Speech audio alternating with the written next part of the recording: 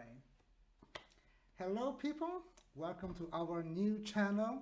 I hope the audio, microphone and everything sounds right. It's the first setup, it's just a test video, so everything is just random. We want to try this new adventure and opportunity. I always wanted to be a reactor. I had a lot of inspiration from a lot of reactors. My favorite ones are Anime-chan and Hiro, especially for One Piece. And I'm a huge One Piece fan. I'm a huge One Piece nerd, and I didn't want to make these things alone.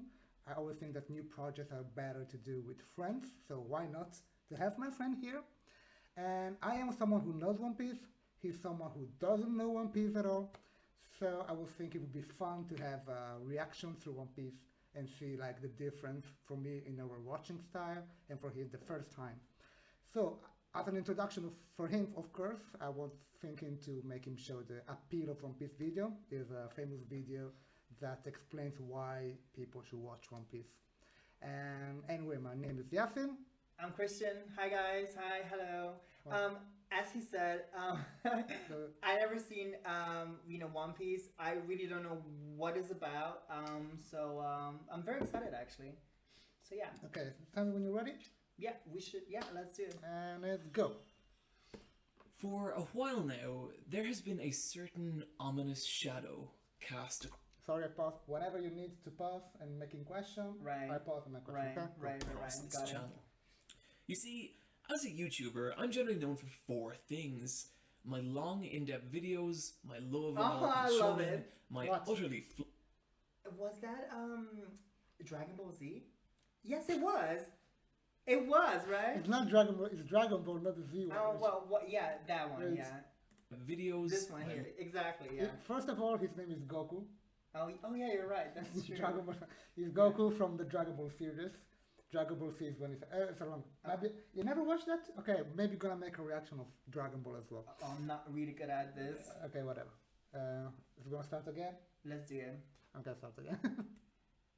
For a while now, there has been a certain ominous shadow cast across this channel. You see, as a YouTuber, I'm generally known for four things: my long, in-depth videos, my love of all things shonen, my utterly flawless spelling, and my absolutely perfect pronunciation of the Japanese language.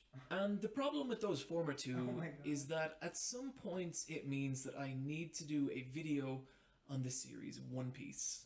Which is fine, I like One Piece quite a lot, in fact.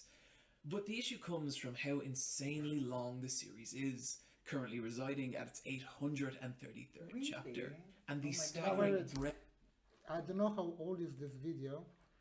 When he made this video it was 883 chapters. Tomorrow there's gonna be the chapter 1003 of the manga, of the comic, not of the Right. anime episode, of the manga comic. 1003 episode tomorrow. Oh my God. Yes, I can wait. I can wait. Okay, I'm gonna spoil you anything. I can wait. 133rd chapter, and the staggering breadth of its world, which, according to the One Piece wiki, has currently 866 named characters. I know think the because guy I is counted. Irish. I'm not sure. I think so. It's not that you have to concentrate on. I know, but I'm Okay. saying, I think, And it based took on the accent. a long time. 800 and more named characters. So how does one talk about such a massive series like One Piece? Well, the answer that I've come to at least is the same way that one devours a whale. And that is piece by piece. Right. One piece. Fuck no, that's not good. And so, what we're going to do here today is that rather than go straight into a full-blown why you should watch/read, which, don't worry, we will get to, is to first put out a shorter video covering what I consider some of the broader structural aspects of One Piece, which will then free us up and allow us to take a much deeper dive into the characters and themes later on. So with this in mind, my friends, please sit back, relax, and consider this an entree with the main course still to come, and let's discuss I know, right? the appeal of One Piece. Is that coffee? Where to start?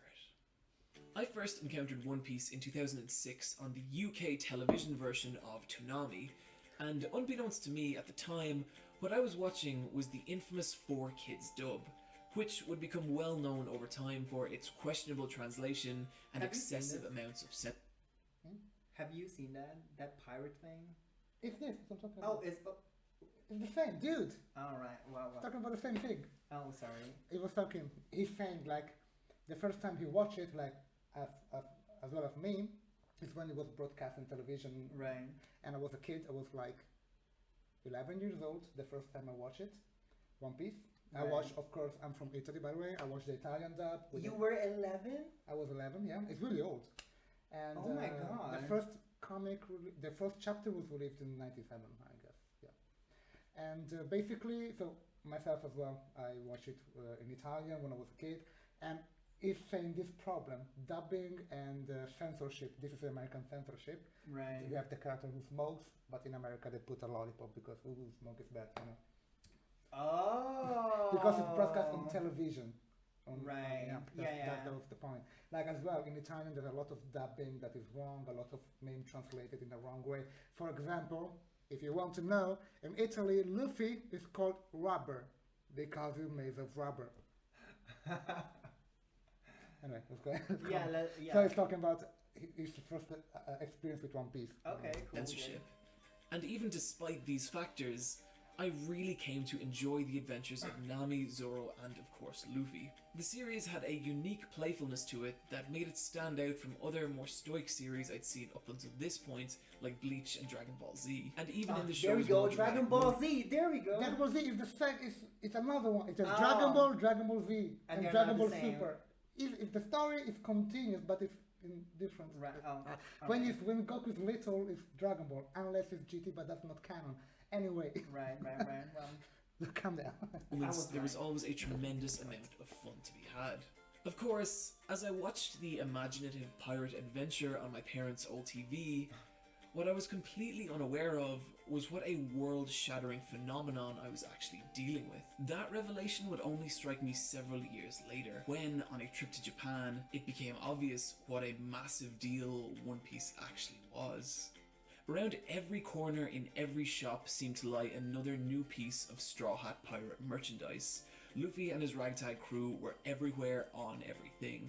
One Piece branded bread, One Piece bath salts, even entire One Piece branded shops. this is It was actually incredible true. to see Like you, because I've been to Japan and they have a lot of these kind of things there, like a lot of toys as well in an anime. Action figure and stuff. Exactly, anime stuff. yeah. But what he's pointing off, of course, in Japan they have a lot of this. Right. But for what One Piece is mind blowing. Okay. It's basically a religion for them. Like everything is One Piece. Everything that you can put a One Piece brand on, there is a One Piece brand on. It's so incredible. how what I thought was a simple show about pirates utterly dominate the mass consciousness of a single country. The closest thing I could liken it to was the Simpsons mania of early 90s America. It's the This same was, way, of yeah. course, before I started looking into things like global sales figures and weekly shonen rankings. And if I had, I would have known things like the fact that One Piece has sold over 400 million units worldwide, making it the third biggest selling comic in existence, recently beating out Spider-Man for the number 3 spot, leaving only Batman and Superman ahead of it. Of And even course. then, Wait. in 2016, Batman sold 1,859,956 units, and Superman sold 828,069 units. And you could even roughly double the sales of both series by taking into account all their offshoot titles. And it still wouldn't even come close to the 12 million in sales that One Piece sold that same year. Oh And my where things God. really start to get crazy is that if these trends were to continue and One Piece were to run for another decade, it would nearly certainly surpass Batman in lifetime global sales. And if it were to run for another 2 decades, which for Oda's sake I hope doesn't happen, it would surpass even Superman, becoming the biggest selling comic in existence. Now, I'm not saying I think this will happen, but it's a hell of a thing to consider. And so, how has a series about a pirate boy made of rubber managed to capture the hearts and minds of so many people worldwide? Well, to put it simply, the primary appeal of One Piece is the simple premise of adventure. And yes, that is also the core concept of countless other shonen series, but yes. nothing really captures the same sense of scale and exploration as the world of pirates. Our hero on this voyage is the energetic young pirate, Monkey D. Luffy. Luffy is a simple character with a simple goal, to find the mysterious treasure only known as One Piece, and in doing so, become king of the pirates. This was Luffy's primary motivator from chapter 1 and remains so in chapter 834. And this keeps Luffy's journey along the one distinct path, which is a concept surprisingly unique to One Piece. In most other shonen series, our heroes will go on several different large adventures throughout the course of its run, and these are what make up the arcs. But in One Piece's case, it's always the same journey along the same path, to the point that you can actually chart Luffy's route out on a physical map. And the sub-arcs come from the various different islands or land masses the crew encounters along the way. This works particularly well as it makes the core story of One Piece very easy to understand, while also allowing for a massive amount of variety in the series sub-arcs. Some can be very simple, like the Baratie arc, in which the Straw Hats visit a famous sailing restaurant in order to recruit a chef. Or very complicated like the Dressrosa arc, in which the crew must untangle a web of political intrigue and face down a vicious and tyrannical false king. And because of how the arcs are structured, with literal massive quantities of ocean between them, there's no real limit to the kind of stories One Piece can tell. They start off fairly villain of the week-esque, with most enemies being rival pirate captains, but as we move on, we see the Straw Hats embroiled in government conspiracies, abducted by massive haunted ghost ships, springing jailbreaks, and even being at the centre of large-scale global conflicts. And throughout the entire adventure, there's this real genuine sense of time and progress. When Luffy sets out on his journey from Fuchsia Village, he has little more to his name than a wooden dinghy and his straw hat.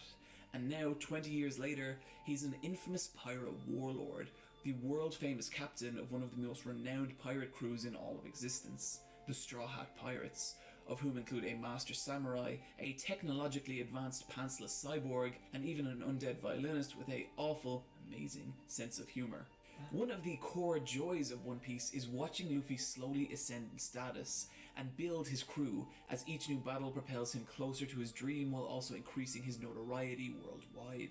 It's not ever a story you could accuse of moving quickly, but it is always moving, and I think it's only when you look back that you see how far Luffy and his crew have actually come. Of course, the success of an adventure series is largely dependent on the world the adventure takes place in, and this is another area where the series shines. One Piece's world, to put it simply, is the largest, most intricately detailed and well thought out of any of the long-running shonen series, which may not be obvious from the offbeat cartoonish designs of Oda's artwork, but make no mistake, this is a world of layers with its own government, economy, cultural and racial divides, with many, many different factions, all of whom have their own philosophies and motivations. While Luffy and his crew are often at the centre or at least involved in large-scale global incidents, the world also progresses entirely separate to them. Major plot incidents completely separate from the Straw Hats are common, and when they do occur, they reverberate throughout the world on such a scale that it drastically affects the lives of every character in it, such as Porticus D. Ace's showdown with Blackbeard that resulted in the Great Summit War. It always feels like there's a larger picture in One Piece, and depending on the global political climate of the time, Luffy and the Straw Hats' allies and enemies can switch from arc to arc, giving the world this intriguing, ever-changing dynamic. This is basically about this adventure. Yes. Right. So basically, Luffy wants to become the king of pirates by reaching the place where the One Piece treasure is, left by the previous king of pirates. Right. And to do so, he has to make the travel around the world. Right. Oh. Because the treasure One Piece is allegedly on the left island of the end of the route. That's just the route to, Which, that would be the very last chapter, right? It doesn't mean it has to be the last chapter. Oh, I see. It's the last place to find the One Piece. We still don't know. After 1,000 chapters, we still don't know. So he is just going to the adventure. Exactly. Yeah. Basically, that's the thing.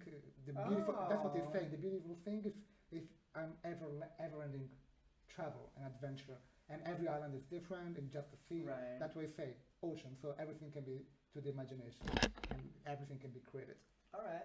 And so One Piece's world succeeds on a grand scale, but what may be even more impressive is the characters that Oda has filled it with. What at first can seem like a cartoonish gag character can, through Oda's storytelling, become a portrait of life at its cruelest and most tragic. And this information is often delivered through weighty flashback stories, in which we're taken through the key moments of a character's life. And while a badly used flashback can utterly kill the momentum of a series, Oda uses them in such a way to give his characters weight, grounding, and motivation that otherwise just wouldn't be possible. Like, seriously, you see this dumb-looking idiot in a diaper? This is Senor Pink, and this guy has a backstory that is absolutely heartbreaking, and upon hearing it, it completely changes everything about how you see him. Moving swiftly along, actually no, no. I know some of you out there don't believe me, so we're gonna prove it. You So- believe him? Well, By looking at him, no, I don't think so. he's gonna prove it to you. Let's do this. Okay. Senor Pink started out his adult life as a member of the brutal Don Quixote crime family, Whoa, where his hello, days were Mr. frequently Muscle Man. filled with criminal activity and brutal violence. Until one day, in the pouring rain, he met a woman who he immediately fell in love with. They got married, had a child, and for a while at least, everything was perfect. Except that Pink was still involved in the Don Quixote family, which he hid from his wife for fear that she might leave him. One day he's called away on a secret mission and disappears for an entire week, and upon returning, discovers that the day he left, his precious son had passed away, and now his wife, furious and heartbroken, demands an explanation, and he tells her everything, at which point she demands he stay away from her, rushes from the home in the pouring rain, before getting into an accident that leaves her in a vegetative state. Pink, devastated by the events, visits her every day in hospital, until one day, on a whim, puts on a bonnet reminiscent of their son in an attempt to entertain her, and miraculously, she cracks a small, delicate smile. And so, for the sake of seeing his wife smile, he continues to dress more and more elaborately, even enduring the ridicule of everyone around him. Years later, his wife too has passed, but he still dresses this way out of remembrance for her and of his beloved son. And so, one of the silliest looking characters in One Piece actually has legitimate character motivation for dressing this way. And in justifying this, he becomes an actual grounded, tangible character. What really gets me here is that this is one tiny, inconsequential character in One Piece's world. And yet still, Oda manages to imbue him with a sense of depth and grounding many writers fail to give even their main protagonists. And that's to say nothing of the amazing job Oda's done in establishing the main major heroes and villains of One Piece's story. Having so many characters with such fleshed out histories and motivation is the primary factor that makes One Piece's worlds feel so vivid and alive, and makes each individual character feel like a true story in their own right. The last thing I'd like to talk about with One Piece is also one of its least tangible elements, and that is the creativity and imagination that's gone into it.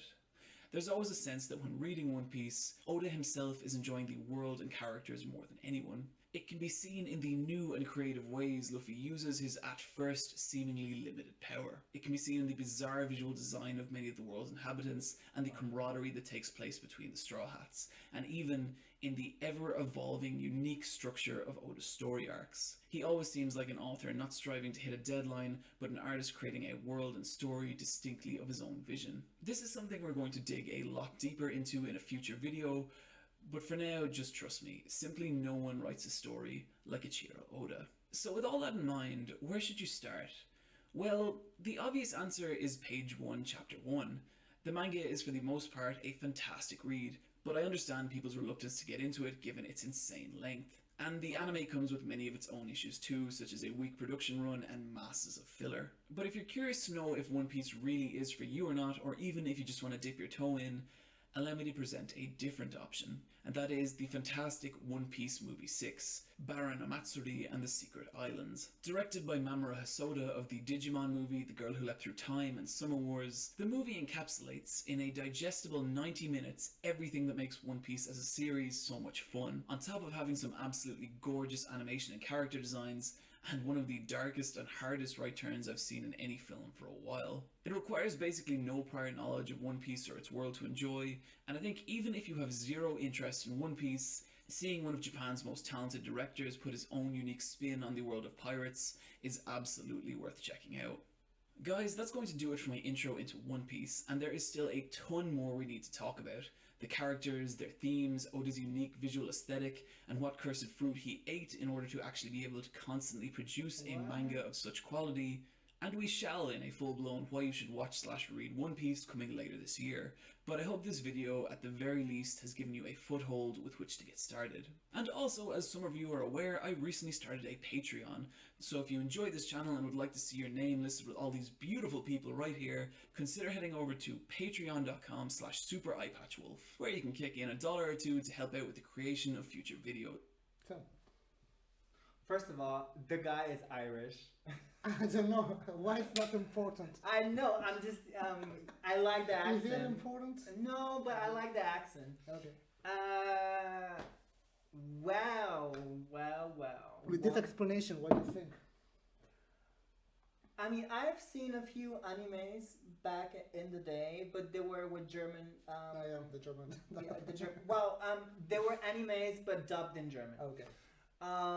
So yeah, but they were a little bit different from this one. I think. The eyes were bigger, you know. Yeah, like it's more anime-ish style. Yeah. This is unique. It's a unique way of design that I like a lot about Oda. I mean, it definitely, sparks my curiosity in a way because I never seen it. So, is this dubbed or is it like subtitles? I think the best option is to watch it in the original language with the subtitles. So you read then. Yeah, it's really Okay. easy. It's not that difficult, but it's the best option. For me, it's the only option, but it's the best option. Right. And are there funny moments? Oh, I've got too many. Okay. Too many funny moments. Because and the thing, Sometimes it's really hilarious. It's just so much hilarious. You can't stop laughing. because back in those animes, there were a lot of hilarious Look, moments. as I told you yesterday, if intrigue in the anime spirit to be hilarious moment, Right. a lot, too many, especially the shonen. This is a shonen manga anime, Right. and like that have a lot of funny, stupid moments, like you said. And as I told you, there's other ones, seinen and more mature ones that doesn't, like Death Note, Berserk and stuff. Right. They don't have that stupid funny moments with the funny face. But yeah, One Piece I is like one of those them. ones. That One Piece is one of them. You're gonna love it. Oh, all right. Well, and So what about we watch the first episode? okay. What about that? Now. So you can see it. Let's see. Maybe now, maybe later. That's this the reaction time. So now you close your eyes. All right. and- I'll close my eyes. Okay. Okay, guys. Thank you so much for watching our video. Thank you so much, guys. Seems like we convinced this guy to watch One Piece with us, hopefully. And You did. I did, yeah. Plus, And the guy did. with the accent, yeah. Yeah, with the Irish accent. But it seems interesting, and I Okay. love the fact that the whole thing is around the journey that he kind of takes and the adventures that come Yeah, along with if you that. like journey and diversity I of the like time, it, yeah. and I do, yeah. Okay. And plus, he has powers. everyone has powers. Oh. Everyone has his own. So kind of no one powers. is immortal. Like, I mean, no one is like No, that's a no human one, being. No, everyone is human being, but I mean, Oh. like everyone has his own unique power. Like maybe not just super crazy power, but maybe Right. someone is really good with swords, someone's really good with weapons, Oh. someone's really good with martial arts. It depends. Everyone has unique style and everything. That's why it's great. Like more than 800 characters, perfectly diverse, one from each other. Is So this guy is like a rubber. Like he's really Yeah, the protagonist is made of rubber. Yeah. right. Yeah. So Okay. what about his love life? Or You that's got, just a you're spoil gonna thing? see. You're gonna see. You're All gonna right, all right, all It's right. kind of a spoiler, but you're gonna see. Yeah. Because I'm curious of that. Yeah. Okay. So thank you so much. Hope you enjoyed. Let us know what you think about it. Let us suggest us something if you want to see, like us reacting, movies, series, Oh yeah. whatever you want. If you have questions, suggest them to make it better. And thank you so much. Thank you very much, guys. Hope you enjoyed it. And hope for those of you who haven't seen it, hope this one kind of sparks your I don't know, interest, attention. Have a good night. Goodbye, guys. Enjoy.